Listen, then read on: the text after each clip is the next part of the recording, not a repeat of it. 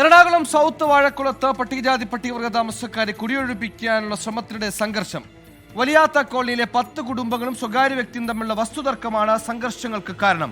ഭൂമിയുടെ അവകാശം സ്വകാര്യ വ്യക്തിക്ക് അനുകൂലമായി വന്നതോടെയാണ് ഒഴിപ്പിക്കൽ നടപടികൾ ആരംഭിച്ചതും സംഘർഷത്തിലേക്ക് കാര്യങ്ങൾ നീങ്ങി.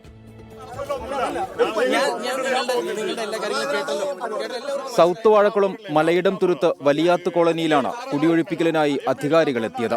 വൻ പോലീസ് സന്നാഹത്തോടെ സർവേ ആരംഭിച്ചു. തുടക്കത്തിലെ സംഘർഷമുണ്ടായെങ്കിലും സർവേ നടപടികൾ തുടർന്നു.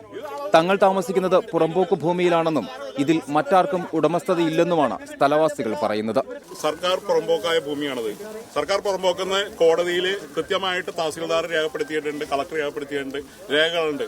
കേരളത്തിൽ മാത്രമാണ് ഒരു സവർണന്റെ ഭൂമി ഒരു ദരിദ്രനോ ഒരു പട്ടികജാതിക്കാരനോ കയ്യേറിയിട്ടില്ല.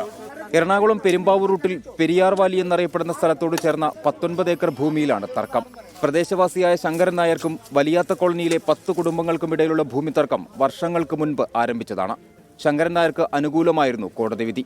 അപ്പോൾ മുതൽ കുടിയൊഴിപ്പിക്കൽ ശ്രമങ്ങളും തുടങ്ങി. പല രാഷ്ട്രീയ പാർട്ടികളിൽ നിന്നുള്ളവരുടെ പിന്തുണ വലിയാത്ത കോളനിയിലെ ജനങ്ങൾക്ക് ലഭിക്കുന്നുണ്ട്. 24 കൊച്ചി.